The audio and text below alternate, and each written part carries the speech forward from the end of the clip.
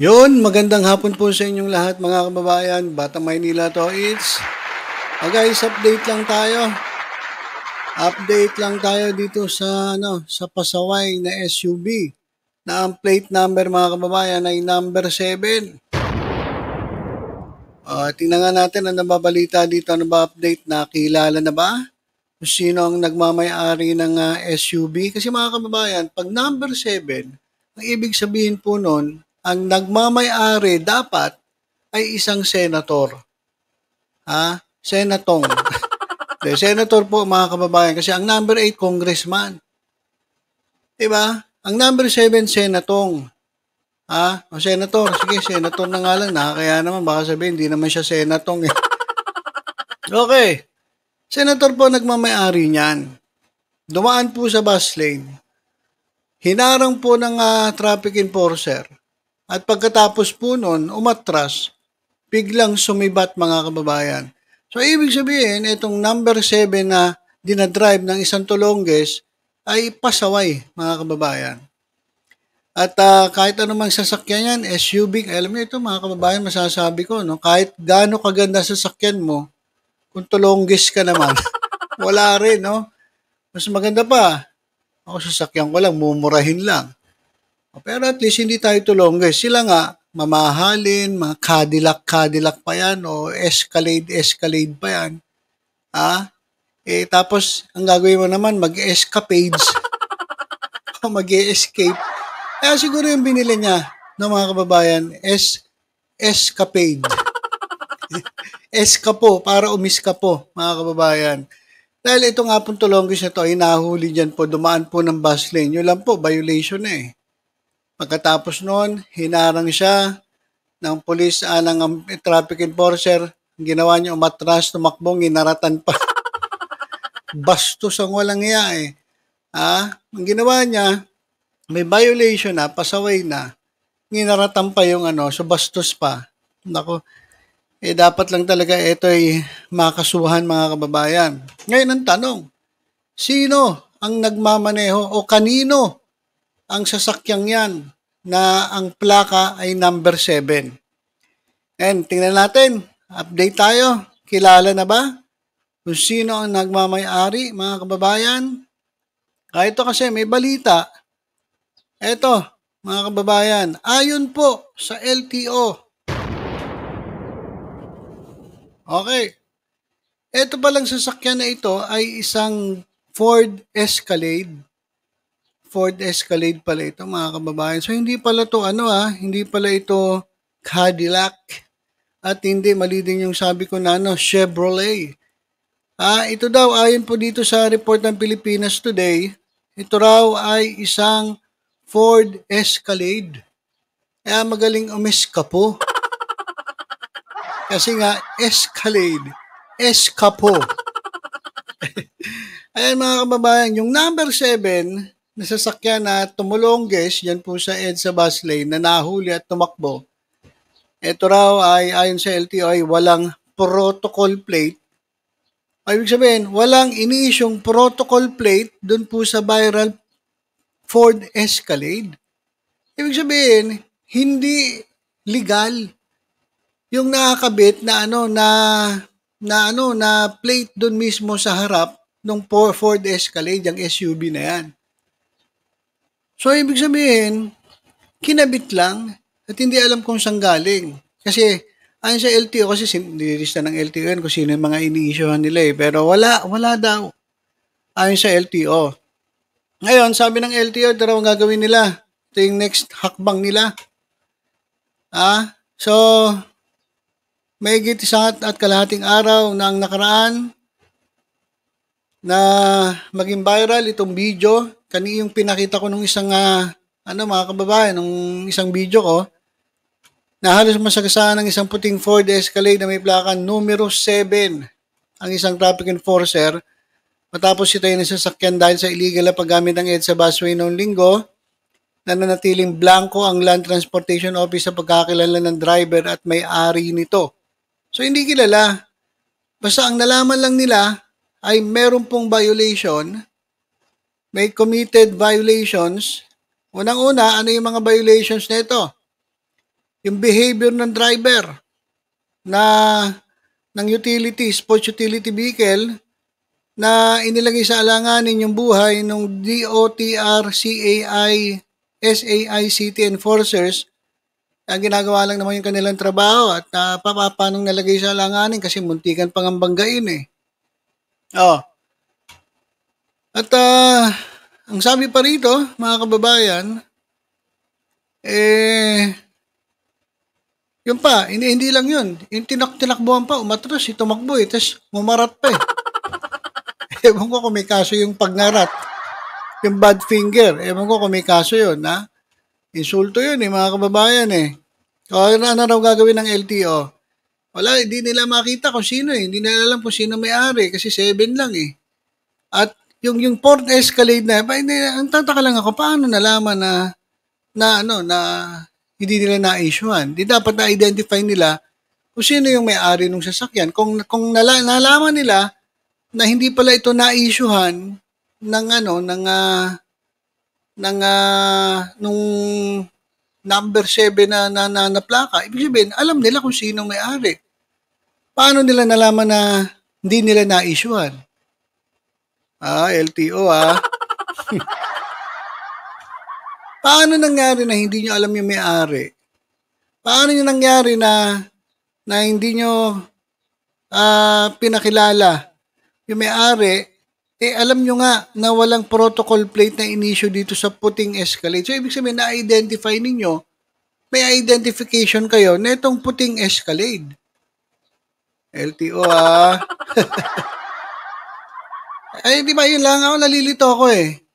Paano nyo nalaman na hindi nyo na-issuehan yan? Walang protocol plate na na-issue dyan sa Ford Escalade na yan. Ba't ilan ba ang Ford Escalade? Isa lang ba ang Ford Escalade sa buong Pilipinas? Marami. O baka sa conduction sticker. Di ba? Baka sa conduction sticker. Ngayon, pag nalaman mo kung sino yung conduction sticker, syempre malalaman mo kung sino may-ari ng sasakyan. LTO Ako, naguguluhan ako sa inyo Pero sabi ng LTO mga kababayan, we assure the public that a show cause order will be issued to the registered. Hindi, maalam na nila. Alam na nila kung sino. Alam na nila kasi, ayun nga, sabi ko sa inyo, alam na. Alam na nila, hindi lang nila binanggit kung sino. Sino kaya? LTO Meron kayong tinititigan meron din kayong tinitingnan Pag iba yan, pinakilala nyo na, pero sino yan? Bakit hindi niyo pinakilala? Alam nyo na eh. Ang gagawin daw ng LTO, magbibigay sila ng show cause order dun sa registered owner at dun sa driver ng SUV na involved dito sa nangyaring pagtakas dito sa violation. In the soonest possible time for them to explain the string of violations. We have already identified based on existing laws and regulations, including disregarding traffic signs and improper person to operate a motor vehicle. So, ayan mga kababayan. So, ibig sabihin, alam na nila kung sino. Pero hindi nila pinangalanan. Siguro big time. Sino kaya ang big time na to, mga kababayan? At ito, nagsalita na rin si Senate President Cheese Escudero. Kasi kung matatandaan natin, si Cheese Escudero, yung sasakyan niya rin, nahuli rin yan sa bus lane Minsan naging pasaway din to. Ay, hindi naman siya yung driver niya ata. Inamin niya lang na yung tumakas ata, yung dumaan doon, sasakyan niya. So, at least naman to, si Cheese Escudero, kahit paano naman, inamin niya yung kanilang pagkakamali. Pero nagsalita si Cheese Escudero mga kababayan, sabi ni Senate President Cheese Escudero, sabi niya, ito. Sabi ni Cheese Escudero, ito raw aksyon ng driver at passenger ay unacceptable. Hindi daw katanggap-tanggap. Kaya sabi niya, ay nanawagan siya sa LTO to identify the owner, user of the vehicle, and to inform the Senate as soon as possible. If indeed, kung ang owner ay miyembro ng Senado, I expect him, her to come forward and instruct the person driving the vehicle to responsibly face the consequences and of their actions as soon as they know and find out about the incident themselves, and to surrender and present themselves to the authorities accordingly. I commend Secretariat Barnaquea and Reyno for keeping their composure and remaining courteous, notwithstanding the circumstances they have encountered. Ayan po ang sabi ni Senate President Chis Escudero dahil nga po dyan sa violation nitong isang tulongges ng mamaneho ng SUV Ford Escalade, mga kababayan, na dumaan po sa EDSA Busway, at ang ginawa, mga kababayan, ay tumakas. Ford, kaya pala yun ang gusto niyang sasakyan. Ford Escalade. 4S ka po. Para po umiska po, mga kababayan. So yan, mga kababayan. So ang sabi ng LTO, kilala na nila, hindi lang nila sinabi. At ang gagawin nila, sila ay magbibigay ng show cause order doon sa registered owner. Sino kaya, no? Bakit hindi niyo pa sabihin kung sino? Malakas ba? Malakas ba sa LTO? Sino ba yan?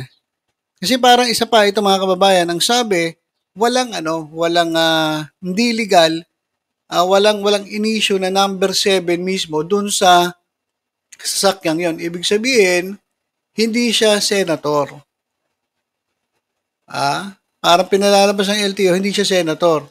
Kasi kung senator yan, nagmamaari niyan, ibig sabihin, legal ang pagkakagamit ng number 7. Pero kung walang in-issue sa kanila na ganyang numero na plaka, ibig sabihin, hindi senator ang may-ari. Nagsisenator yan lang. O baka naman tumatakbong senator. Hindi ka pa nananalo, senatong ka pa. Senatong ka pa lang. Feeling senator. So, ibig sabihin, itong taong ito, feeling senator na. Hoy, feeling senator. Sino ka man? Hayop ka. Sino mang hayop ka? Gagamit-gamit ka ng numerong number 7 sa sasakyan mo. Illegal pala. Hindi pala legal, walang hiya ka. Ang lakas mo makasenatong. Ang kapal naman mukha nitong hayop na to. Kaya pala malakas ang loob kasi hindi siya ma-identify. Pero na-identify pa rin kasi syempre may conduction sticker eh. Di ba? Kala na itong tulongges na to, hindi siya mahuli. At porke number 7, akala niya katatakutan siya. Hindi, oy. Lahat talaga ng mga tulongges ngayon, dapat sa inyo, pagbabatukan eh. Kupal ka. So yan, mga kababayan, update natin. Nagsalita si Chis Escudero, ilabas nyo na yung pangalan. Alam na ng LTO, hindi nga lang nila nilalabas pa. Pinoprotektahan nila ang tulongges. At pwede naman banggitin yung pangalan eh. Total, hindi naman nata siya nagmamaneho. Ang dapat talagang mabatukan dito, yung driver na tulongges, pati yung mga kasama na nangarat pa. Sira ulo. Tanggalin mo yung mga tao mo na yan, kung sino ka mang senatong ka o nangangarap maging senatong. Tanggalin mo yung mga tao mo na yan, wala kwenta. Wala pa, hindi pa talaga totoong senator siguro. Hindi ka alam kung kandidato ba to. Ganyan na pag-uugali. Di mas lalo na pa, naging senatong ka talaga. Di mas lalong malala ka. Kasi hindi daw hindi na-issue. So, ibig sabihin, hindi siya senator. Wala siyang karapatang gamitin yung number 7 kasi di nga siya senator eh. Ngayon pa nga lang, senatong na. Buisit. Sarap batukan eh. Okay, so ilang mga kababayan, yung update natin. Abang-abang tayo, malalaman din natin kung sino yung hinayupak na yan, kung sino yung nagmamayari niyang Ford Escalade. Kaya pala yan ang gusto yung sasakyan, Ford Escalade. For escapade. Para eskapo. Yan mga kababayan. Para umeskapo. Ford Escalade. Okay, so yun lang muna mga kababayan. Basta tutok-tutok lang po dito sa Batang Maynila to sa iba pang updates. Ingat po tayong lahat. God bless po.